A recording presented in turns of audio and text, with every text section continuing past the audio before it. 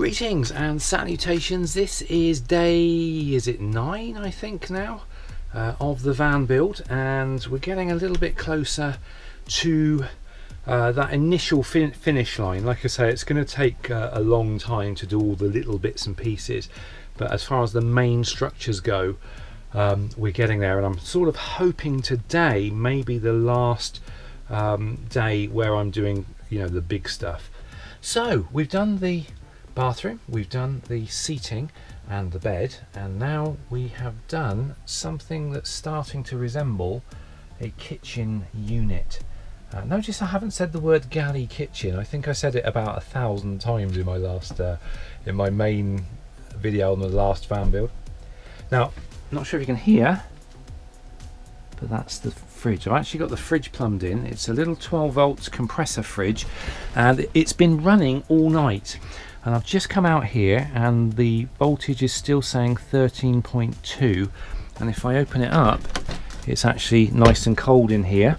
And if I open that up, yeah, that's frozen. That's the frozen section in there, and it's been running since yesterday, pretty much on the solar panels. So that's exactly what I was hoping would happen, so I'm really happy about that. Now, there is one thing that I've sort of noticed already. I'm starting to not have second thoughts about the layout, but I may need to make a few little tweaks. Basically, you may have noticed the length of this kitchen unit. That is the absolute minimum amount of length that I needed in order to fit everything in, because the central heating under there, I couldn't fit it where I wanted it to, which was further that way, which would have made the kitchen unit sort of end about here, because right where I needed to drill the venting holes, there's this huge great chassis member, so I couldn't go the other side of it, because then that was making the central heating too close to the water tank, and I couldn't go any further this way because it was putting it too close to the gas bottles. So it's basically, it's gone as far forward as I can get it. Now, I'm not unhappy about that. It means I've got a nice big kitchen. I can still get in and out if I want. It's not a problem.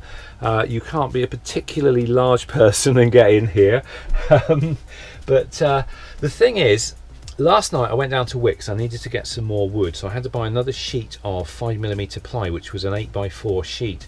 And it was only when I wheeled it up to the van I suddenly did that facepalm moment where I thought, hang on a minute, I can't fit this thing in my back doors.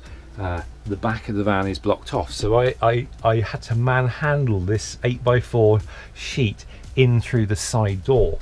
And I did it, but only just. There was an awful lot of bending and creaking and all sorts going on.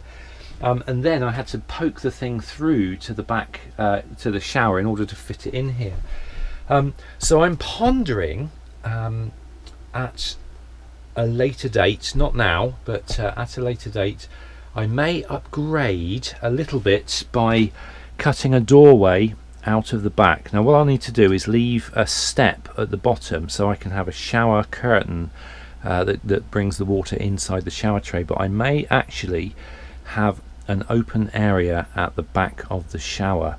That way I've got, well, to start with, I've got an emergency access door if ever I need it, but also, like I say, it just suddenly makes the van much more usable, because as it is in its current configuration without access to the back doors, I should have thought of this before. And originally I was thinking of actually having an open back wall, but then I thought that could be kind of messy. But if I had just a kind of like a hatchway that was maybe even coverable, I don't know, or if I had a shower, I could just put a shower curtain over it. I shall have more thinking about that, but I think that may be on the cards for a little bit later on.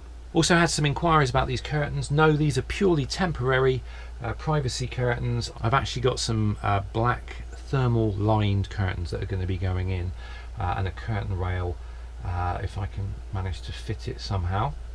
I'll figure that out either later today or tomorrow. Now today's plan is to get this looking like more than a skeleton. I've just bought the kitchen worktop out just to figure out what sort of space I've got, because obviously I've got the hobs, which is sort of that deep, and then I've got the sink, which is sort of that deep. So what I've decided to do, that the hobs are going to go here, the sink's going to go here. So I'm going to, originally I was going to have a cupboard door here, but what I think I'll do is I'll leave this blank, and then, because basically the bottom of the sink is there, so there's no point in making that a cupboard. And the sink just sort of nips into this one as well. So what I'm going to do, I'll have a cupboard there, and a cupboard, cupboard door there, and a cupboard door there, and then obviously cupboard doors down here as well, but I'll leave that blank. So yeah, I'm gonna have another cupboard door there, that's obviously going to be blanked off, and around the back, this area here will be blanked off, but there will be a large door here. Well, this will be blank, but then below there'll be a large door for the gas cupboards, because in the last van, for some crazy reason, I put the door to the gas locker on this side, but on this one I'm going to be putting it on the back side, so when I open the door I can lift the gas bottles in and out without any issues. So I suppose I ought to get on with it. Right, I'll get back to you as soon as I've got something new to show you. Well, it is the end of the same day, and as you can see, it's dark. I've got the lights on. I'm actually sat in here with the lights on for the first time. Yeah, darkness going on outside. I've just taken a look actually with all the blinds closed, and you cannot see any light, so this is quite a stealthy looking van at the moment. But I have to admit, today has been a bit of a disaster. I mean, I've got a little bit of progress done, but I tried installing well, let me show you what I've done and then I'll talk you through it. So essentially I've got now all of the fascias on all of the kitchen surfaces. Obviously it's lacking doors at the moment, but hopefully that will happen soon. I was actually hoping to get the doors completed today, but my attention was drawn to other things. Now with the new sink unit, I decided to install the tap, and when I plumbed it into all of that that plumbing I've got going on back there with that pressure based motor, as soon as I turned it on, water went everywhere. It was a nightmare. All of the joins, all of the 10mm joins and those little splitters, no good whatsoever. They just, like, water was peeing out everywhere, and also it blasted the pressure was so great from this pump that it even blasted the pipe off of the back of the loo as well, and that was water was going everywhere. So I've had to do a complete rethink on the water system. Basically I really don't like that pressure pump. When you put it on, the idea is that it fills up and then it locks off at a certain pressure, but the pressure was so great that these taps that I've got couldn't handle it, and they couldn't turn it off. So you could turn the tap on, as soon as you went to turn it off you could hear the little washers screaming inside, where it just couldn't handle the pressure and the water was still coming out. So what I've had to do, I've nicked one of the self-priming 12-volt micro switch pumps from the other van, and if I put I think it's on, is it on? Might already be on. So what I've got now, oh actually I've run out of water because I just tested the shower cubicle to make sure the water drains away, and it does, so that's really good. But you can probably hear, there we go. Yeah, so I've had to go back to the old micro switch tap system.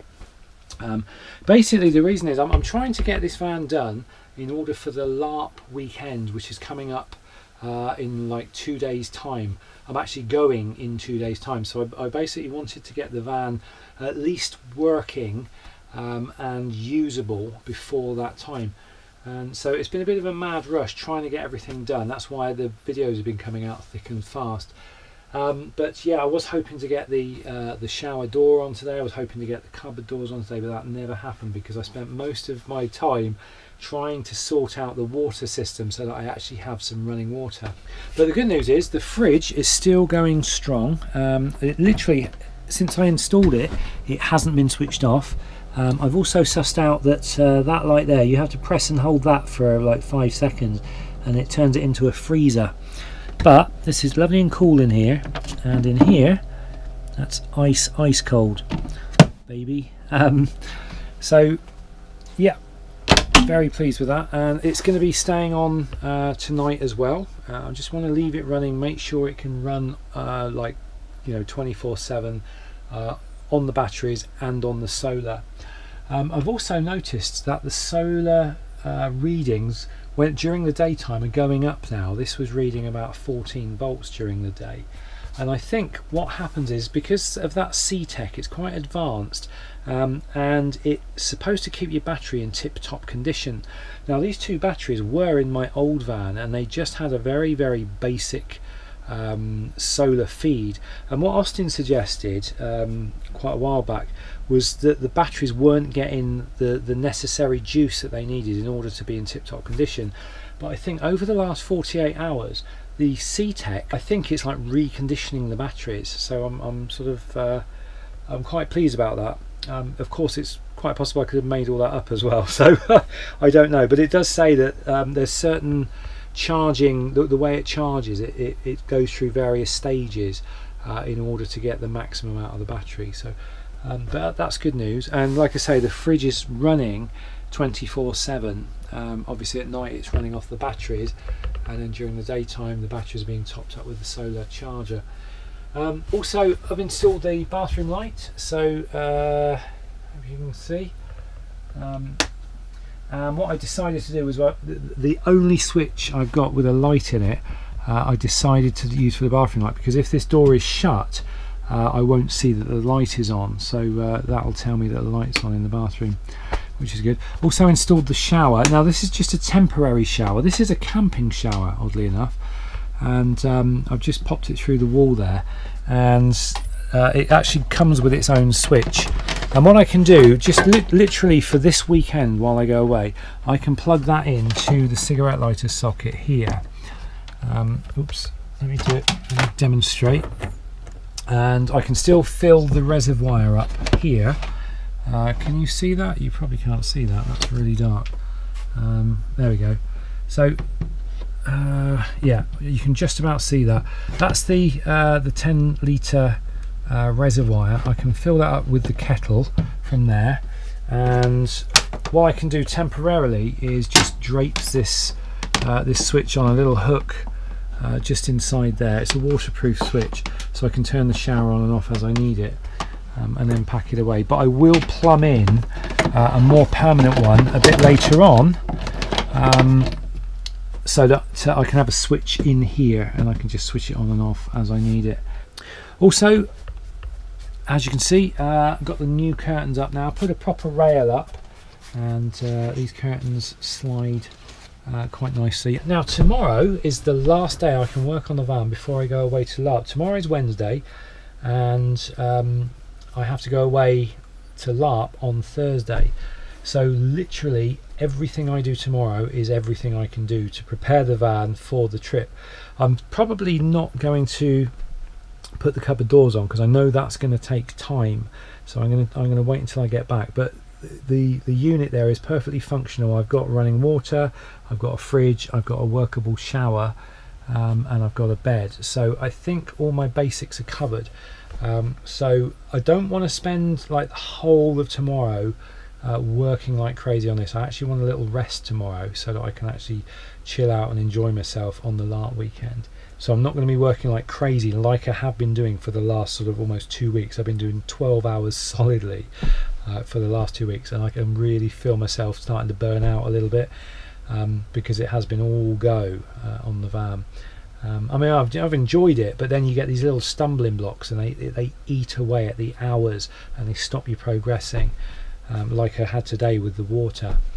But anyway, I've managed to work around for now, but then I will do a more permanent thing a little bit later on. I'll probably make a video on that when I do it. So I think tomorrow I will definitely get the bathroom door on, because I'm going to need that, and you can probably see a shower rail wire there. I'm going to install a shower curtain. I've got one in my bathroom upstairs indoors, so I'll just nick that for the time being. And again, that just means I can have a shower when I go away camping. but I shall work on a more permanent solution a bit later on. But I must admit, I'm quite enjoying just sitting here. It's very cozy. I do like the wood. The wood gives it a coziness. I'm not entirely sure if I like the colour scheme. I ordered Japanese cherry wood as like this veneer stick-on stuff, and if I'm honest, I don't know, it makes it feel a bit 1970s. So again, at a later date, I can do stuff like this at my leisure, but at a later date I might go for a more of a beach sort of colour. But these are minor details that I'm not really that bothered about. The work surface, by the way, is a piece of Conti board in oak or oak colour. I quite like Conti board as a work surface because it's really hard wearing and it's quite hard to scratch. Whereas if you stick on this veneer stuff like I've got in the other van, that's actually, it gets quite scratched up quite quickly.